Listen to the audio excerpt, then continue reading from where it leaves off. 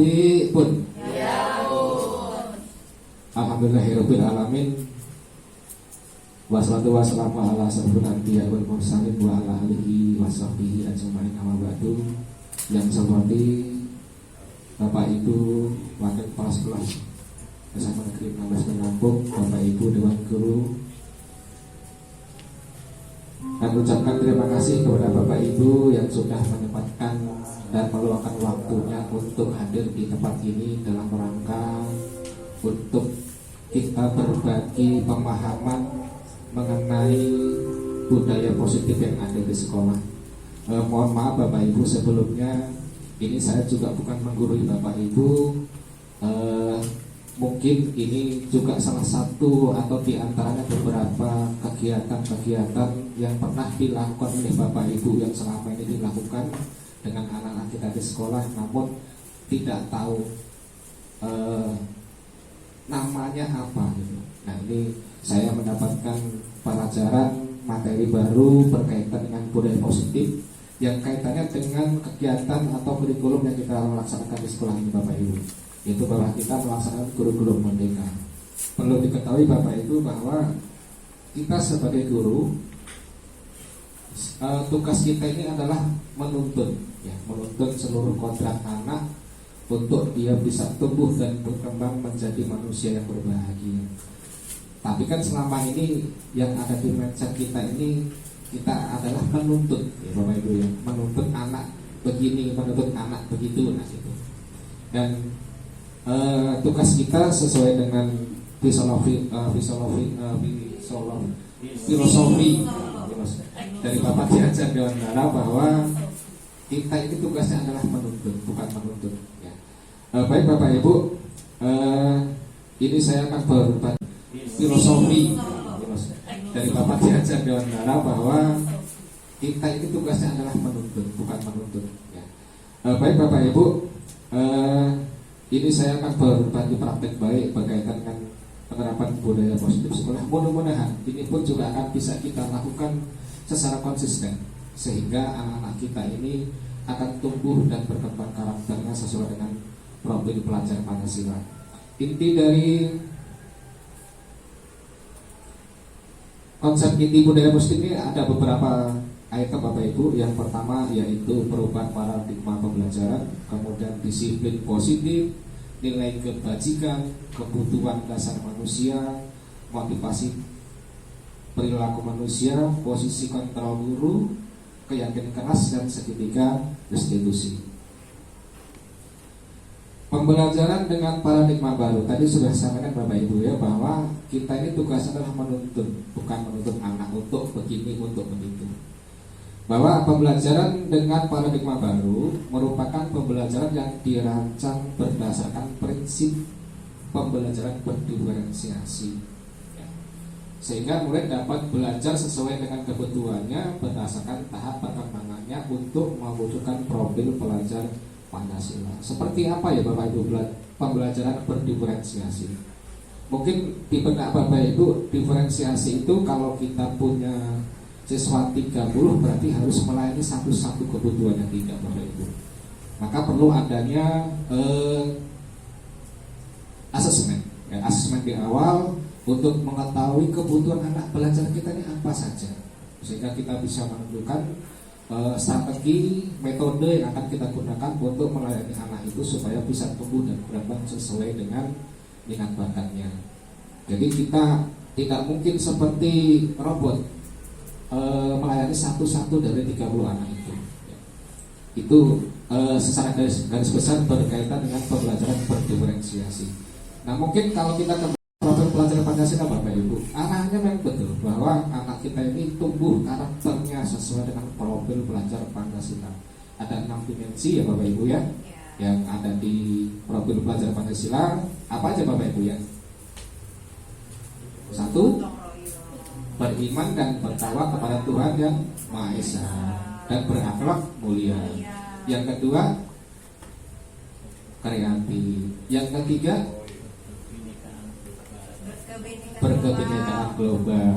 Yang keempat, bernalar kritis. Gotong. Nah, Contoh misalnya gotong royong. Gotong royong bukan seperti pemikiran kita gotong royong seperti ada di masyarakat, bukan. Tapi bentuk kerjasama mereka di dalam mereka mengembangkan minat bakat mereka saat berproses di pembelajaran. Lanjut Bapak Ibu. Ini miskonsep yang selama ini mungkin ada di benak kita Bapak Ibu. Ilusi bahwa guru itu adalah mengontrol murid. Ya. Kan di otak kita itu kita sebagai guru itu kita mengontrol murid. Nah, kamu gini, kamu gitu gitu ya Bapak Ibu ya. Sebenarnya bukan Bapak Ibu. Ya. Ini adalah miskonsep yang salah, bahwa kita tidak bisa mengontrol murid. Kontrol itu ada pada diri anak masing-masing. Kemudian yang kedua, semua penguatan positif efektif dan bermanfaat. Belum tentu Bapak Ibu ya, bahwa penguatan positif yang kita berikan ke anak itu akan bermanfaat untuk anak. Bergantung kondisi anak. Kalau anak kebutuhannya pada saat kita kuatkan, yang kita berikan bermanfaat untuk anak. Sehingga ini adalah juga salah satu dari miskonsepnya. Kemudian ketika kritik dan membuat rasa bersalah mampu menguatkan karakter. Jadi saat anak itu kita kritik sehingga anak itu merasa bersalah. Kamu ini misalnya itu sudah telat. Nah, contohnya Bapak Ibu ya, kamu ini sudah telat, ngelawan lagi dengan ibu. Nah itu juga akan membuat rasa anak itu semakin minder, ya, rendah diri. Itu juga salah satu dari miskonsep dari teori kontrol. Kemudian yang berikutnya adalah orang dewasa berhak memaksa. Jadi kita sebagai guru punya anggapan bahwa kita bisa memaksa anak. Padahal bukan. Mungkin pada saat anak itu mau melakukan sesuatu yang kita minta itu, nah kamu nyapu sana, nyapu halaman misalnya gitu. Mungkin ada rasa keterpaksaan di hati. Awas ya Bapak Ibu ya, saat saya nanti pasti nanti akan ada sesuatu di dalam dirinya, mungkin ada rasa dendam dan sebagainya. Jadi itu adalah miskonsep dari teori kontrol. Ya. Yang berikutnya yaitu mengubah paradigma stimulus respon, ya, stimulus respon ke pendekatan teori kontrol. Stimulus respon lawan teori kontrol mengenai pandangan tentang dunia. Realita kebutuhan kita sama. Nah, kembali ke Bapak Ibu, apakah kita mempunyai kebutuhan sama Bapak Ibu? Jelas tidak ya Bapak Ibu ya? Nah, anak pun juga sama Bapak Ibu, tidak memiliki kebutuhan yang sama pada saat mereka belajar di kelas. Kemudian kata teori kontrolnya, realitas kebutuhan kita itu berbeda. Jelas anak berbeda kebutuhan. Kemudian yang kedua, semua orang melihat hal yang sama. Setiap orang memiliki gambaran yang berbeda. Kita mencoba mengubah orang agar berpandangan sama dengan kita. Sama seperti kalau kita dengan anak juga. Kita mau minta anak untuk berubah seperti ini seperti itu. Kita nggak bisa memaksa anak Bapak Ibu. Kita berusaha memahami. Ya, kita berusaha memahami pandangan orang lain tentang dunia. Kemudian yang berikutnya, perilaku buruk dilihat sebagai suatu kesalahan. Selama ini saat anak-anak kita itu melakukan kesalahan, melanggar mungkin peraturan yang sudah ditetapkan di sekolah, kita anggap anak itu melanggar peraturan. Semua perilaku memiliki tujuan. Anak loncat pagar pasti memiliki tujuan. Ya. Anak nggak kerjakan PR pasti ada tujuannya. Ya. Anak nggak masukkan baju pasti ada tujuannya. Orang lain bisa mengontrol saya. Orang lain bisa mengontrol saya. Hanya saya yang bisa mengontrol diri kita sendiri. Jadi kita pun juga sama Bapak, kita nggak bisa mengontrol anak. Ya. Kemudian saya bisa pemaksaan ada pada saat rujukan gagal. Ya, pemaksaan pada saat rujukan gagal. Sesuai dengan teori kontrolnya tentang dunia, kolaborasi dan konsensus menciptakan pilihan-pilihan baru. Ya. Kemudian model berpikir menang kalah, model berpikir menang. Ya. Kita lanjut Bapak Ibu. Nah, kalau kita mendengar disiplin Bapak Ibu, apa ya? di benak Bapak Ibu kata disiplin. Disiplin. Peraturan. Apalagi Bapak Ibu? Patuh dengan, patuh dengan aturan. Ada lagi Bapak Ibu? Tepat waktu. Apalagi? Sukses, konsekuensi, dan restitusi. Konsekuensi penguatan jangka pendek.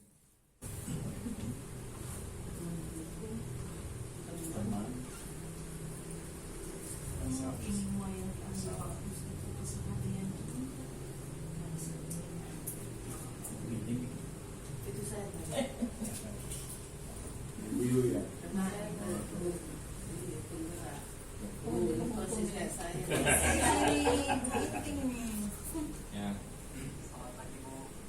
Selalu terlambat. Kamu deh pasti terlambat. Maaf Bu, saya Apa coba? Alasan kamu apa lagi? Kapan sih kamu tidak terlambat? Malas sekali ya kamu jadi anak. saya Dasar pemalas. Gak kapok-kapok sih kamu. Sudah berapa kali terlambat? Sana, kamu keliling lapangan basket 2 kali. kenapa saya harus ke lapangan basket Bu? Kenapa? Kamu melawan ibu. Berani-beraninya jawab. Sudah terlambat, masih berani jawab pula.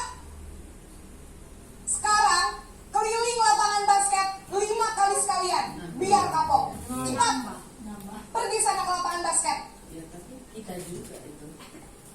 Posisi penghukum biasanya berbicara dengan nada tinggi, menghakimi, menyakiti, dan menyindir. Hukuman bisa berupa fisik maupun psikis. Ibu dan Bapak Guru hebat. Oke Bapak Ibu, gimana Bapak Ibu lihat video sedikit? Siapa yang selama ini seperti itu Bapak Ibu? Ya, seperti itu. Itu posisi kita guru sebagai penghukum. Ya. Jadi kalau kita sebagai posisi kita ada di posisi itu, anak akan merasa pasti akan timbul sifat pendendam Bapak Ibu. Ya, pendendam. Awas akan disampaikan. Awas ya Bu. Awas ya Pak ya. Ya, kita lanjut Bapak Ibu ya, yang berikutnya.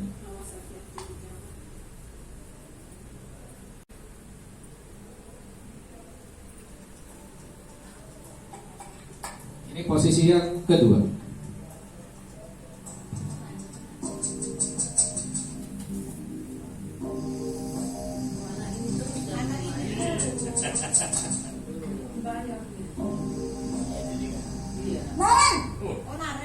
Naren, Selamat pagi Bu. Naren, kamu kenapa terlambat lagi nak? Ya Tuhan Naren, kamu senang ya bikin ibu susah ya? Kalau kamu terlambat lagi, nanti ibu yang ditegur bapak kepala sekolah nak. Disangka ibu tidak bisa membina kamu. Duh, gimana ini? Maaf Bu, Duh Gusti Naren, kamu suka ya kalau ibu ditegur bapak kepala sekolah? Terus, sekarang ibu harus tulis apa ini di buku absen?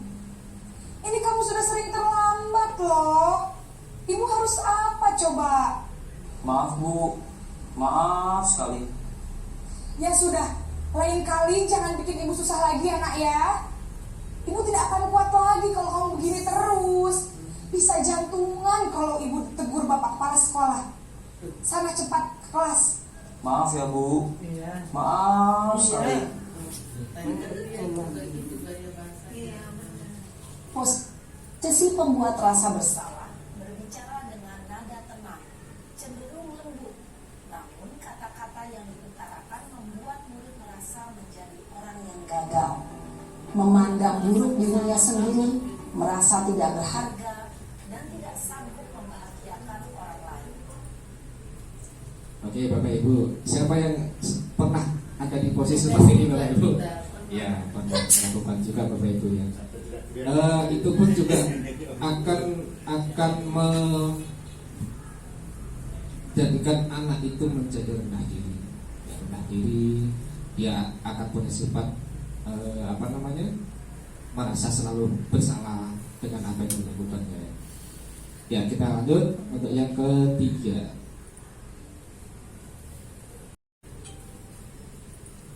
Masih sama Bapak Ibu, video ini satu. Ya.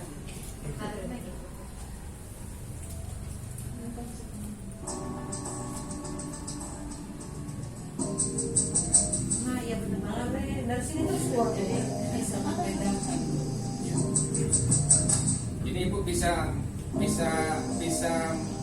Naren, introspeksi diri masing-masing. Pernah nggak melakukan seperti itu Bapak Ibu masing-masing ya? Selamat pagi Bu. wah, sudah jam berapa ini nak? Terlambat lagi ya sayang.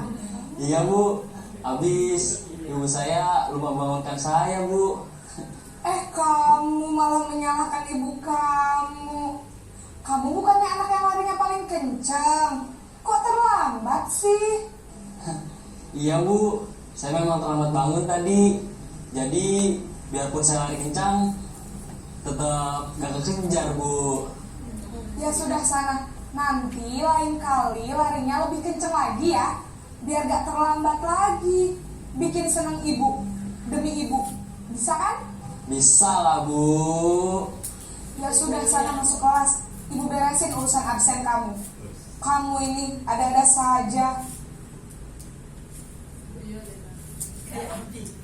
Oke Bapak Ibu, ini posisi kita guru sebagai teman demi ibu, ya demi ibu. Dia melakukan itu mungkin pada ibu saja, ya. Dengan yang lain belum tentu anak itu seperti itu.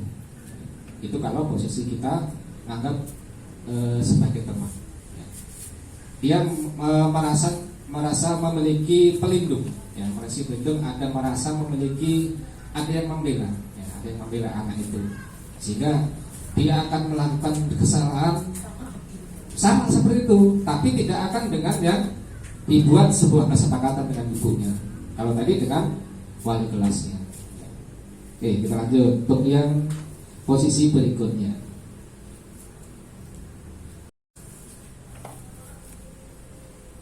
Ini gambarnya Bapak Ibu. Murid akan bergantung pada satu orang, ya. Murid tidak mandiri dan tidak bisa berpikir untuk diri sendiri. Ya, ini untuk yang berikutnya.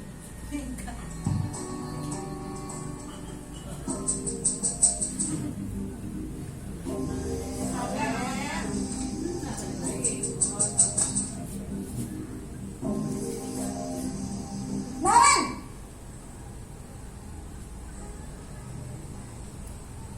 Selamat pagi Bu.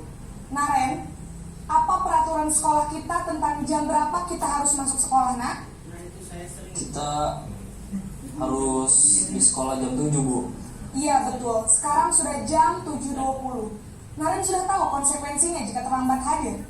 Paham Bu. Saya harus tinggal kelas pas jam istirahat selama 20 menit. Iya benar, konsekuensinya demikian. Jadi nanti jam 9.30 pas istirahat, kamu harus tinggal di kelas, kerjakan tugas tambahan untuk ketertinggalan kamu, ya? Baik Bu. Kita enggak ya kayak gitu. Posisi pemantau mengandalkan penghitungan atau data untuk mengontrol murid. Jadi kayak Mengarahkan murid mana berdasarkan Ya, jadi posisi kita sebagai pemantau, ya sebagai monitor Bapak Ibu ya. Dampaknya Bapak Ibu, ya, cenderung formal. tidak sepenuhnya mandiri anak tersebut diantaranya. Ya, kita lanjut yang terakhir posisi sebagai manajer.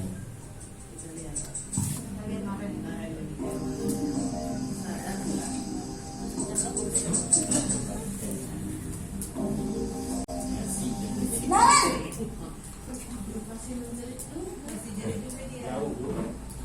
Selamat pagi Bu. selamat pagi Naren. Maaf Bu, saya terlambat. Iya, sekolah masuknya jam 7, sekarang sudah jam 7.20. Jadi sekarang bagaimana ini Naren? Maaf Bu, saya lupa setel alarm saya semalam. Baiklah, menurut kamu, keyakinan sekolah yang mana yang perlu kamu tingkatkan? menghargai diri sendiri dan orang lain mungkin ya Bu. Setuju. Jadi, apakah Naren meyakini prinsip saling menghormati tersebut? Iya Bu, saya meyakininya. Apakah Naren bersedia memperbaiki masalah keterlambatan ini? Bersedia Bu. Bagaimana kamu akan memperbaiki masalah keterlambatan ini? Saya akan coba untuk tidak lupa menyetel alarm saya Bu. Baik, kalau Naren lupa menyetel alarm di rumah, ada orang yang kira-kira bisa bantu mengingatkan tidak? Ada Bu, kakak saya, Kak Emma. Ada lagi selain Kak Emma? Selain Kak Emma, ada ibu saya. Baik, jadi yang mengingatkan Naren adalah Kak Emma dan ibu kamu ya? Kira-kira akan mulai setel alarm kapan nih Naren? Setelah pulang sekolah, akan segera saya lakukan. Baik, jadi Naren akan setel alarm untuk bangun besok pagi dan akan diingatkan oleh kakak dan ibunda Naren ya. Ada lagi yang mungkin perlu dilakukan Naren agar tidak terlambat bangun lagi? Tidak ada Bu. Baik Naren, terima kasih untuk kerjasama kamu. Sekarang kamu perlu kembali ke kelas untuk belajar. Baik Bu, terima kasih.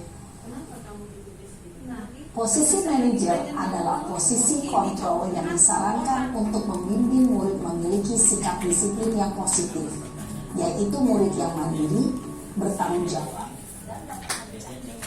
Ya, oke Bapak Ibu. Dari 5 posisi tadi kontrol guru terhadap murid, posisi mana kira-kira pas buat kita Bapak Ibu? Manajer. Tapi kita tidak menarik Bapak Ibu ya, bahwa kita pernah melakukan yang posisi pertama sebagai penghukum, kemudian sebagai pembuat rasa bersalah, ya. Kemudian yang ketiga sebagai teman, ya. Yang keempat sebagai pemantau, yang kelima sebagai manajer. Kita harapannya itu Bapak Ibu, ya. Kita diharapkan untuk menjadi manajer sehingga kita bisa menuntut anak. Saat anak melakukan kesalahan, kita stabilkan dulu, ya, kenapa dia melakukan kesalahan. Kita sadarkan dulu mengenai konsekuensinya, mengenai kesepakatan yang sudah dibuatnya. Kemudian baru kita mintakan untuk dia menyelesaikan masalah dia sendiri. Ya. Oke Bapak Ibu, kita lanjut.